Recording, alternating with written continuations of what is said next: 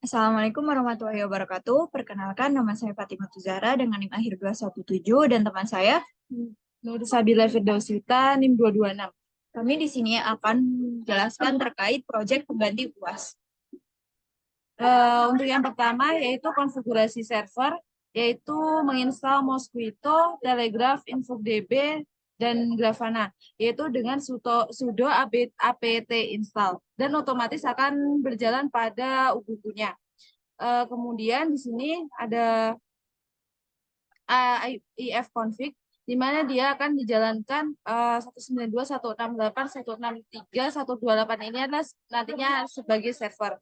Kemudian kita setup pada InfoDB, Telegraph, dan juga Grafana-nya. Di sini di akses InfoDB menggunakan IP dengan port 8086 yang merupakan port dari InfoDB. Kemudian kita buat bucket baru dengan kita add data. Di sini kita pilih Telegraph. Di sini kita pilih Mosquito. Di sini di InfoDB kita akses dengan IP dengan port 8086. Kemudian di bagian bucket kita buat bucket baru. Di sini add data. Nah, di sini kita gunakan Telegraph agent. Kemudian pilih MQTT atau Mosquito. Kemudian di tab Telegraph, di sini terdapat output InfoDB, di mana dia akan menyimpan data yang diambil tadi dari Telegraph yang berasal dari Mosquito, dan nantinya akan disimpan pada alamat URL atau token mengikuti dengan bucket yang kita simpan. Di sini kami sudah membuat Telegraph yaitu UAS. Di sini kita mengatur ini untuk URL-nya, kemudian bucketnya adalah UAS, servernya adalah 192.168.73213, topiknya UAS, kemudian data formatnya yaitu JSON dengan parameter jarak, status, dan status kunci.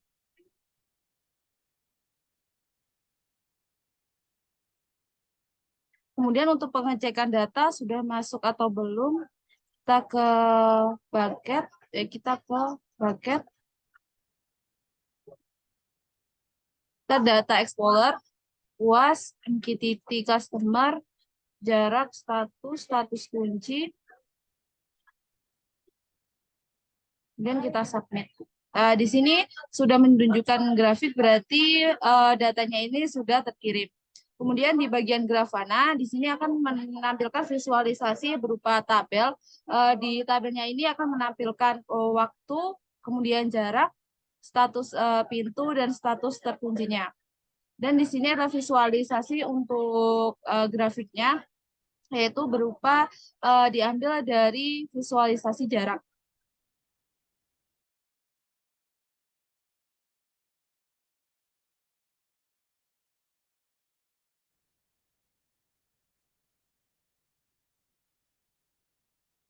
Selanjutnya adalah penjelasan source code.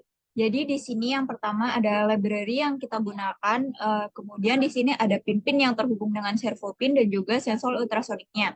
Di sini ada beberapa tipe data yang integer, door open, di mana ininya nantinya dijadikan sebagai parameter maksimal jarak antara benda dengan sensor ultrasoniknya. Kemudian di sini ada door close angle, jadi di sini adalah sudut dari pintu servonya, di mana ketika dia menutup, sudut dari pintunya adalah 0. Kemudian yang pintunya terbuka adalah 90. Kemudian di sini yang pertama kita set door statusnya yaitu false, dalam artian pintu servonya dalam keadaan tertutup. Kemudian nantinya di sini sensor ultrasoniknya disambungkan dengan servonya. Kemudian di sini kita hubungkan dengan WiFi punya kita. Kemudian di sini ada IP dari WiFi-nya. Kemudian di sini port untuk menyambungkan ke MQTT-nya. Kemudian di sini topik yang tadi sudah dijelaskan untuk subtopik. Kemudian di sini ada integer distance. Jadi di sini nantinya akan membaca jarak. Kemudian di fungsi Kemudian di sini fungsi setup itu menginisialisasi ketika perangkat ESP32 pertama kali diaktifkan. Jadi di sini dia akan menyambungkan ke WiFi dengan membaca SSID dan juga password di atas. Kemudian nantinya ketika terhubung, dia akan menampilkan terhubung ke WiFi SSID-nya. Nantinya juga akan dihubungkan ke MQTT broker menggunakan menggunakan port di atas. Dan selanjutnya di sini ada void loop. Di sini akan mencoba menghubungkan ke MQTT-nya. Jadi dia akan membaca jarak yang dihasilkan oleh sensor ultrasonik, di mana nantinya ketika dia yang pertama kan pintunya dalam keadaan tertutup, dalam artian door statusnya sama dengan false. Jadi ketika jaraknya lebih dari 0, dia akan menampilkan jarak, kemudian pintunya ketika jarak itu kurang dari door open, artinya ketika jarak kurang dari 20, di pintunya akan terbuka, sebaliknya dia akan tertutup. Kemudian di sini dia akan membaca jaraknya, kemudian di sini open door dia akan membuka pintunya, close door dia fungsi untuk menutup pintunya.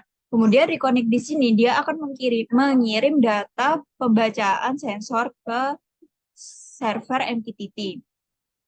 Kemudian di sini di send data, jadi dia nanti data yang dikirim adalah jarak, status, sama status kunci. Status kunci di sini nantinya akan kita kontrol melalui website. Kemudian di sini ada callback, jadi dia akan menampilkan di log ketika data berhasil terkirim atau tidak. Jadi ketika ada suatu benda yang mendekati sensor ultrasoniknya, maka pintu servo akan terbuka. Ketika bendanya menjauh, maka pintu servonya akan tertutup.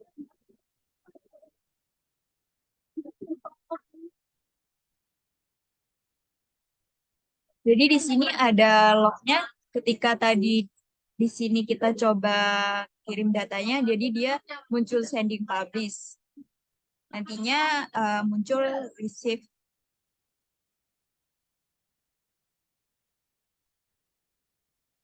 Kemudian untuk di bagian kontrolnya, di sini menggunakan Laravel untuk mengatur dari tombol kontrolnya, dia menggunakan JavaScript. Untuk tampilannya seperti ini. Jadi untuk di bagian web controllernya, jika tombol dinyalakan, jika ultrasoniknya didekati oleh objek tertentu, maka servonya akan tetap tertutup. Jika dia itu dimatikan, jika sensor ultrasoniknya itu didekati oleh objek tertentu, maka servonya itu terbuka.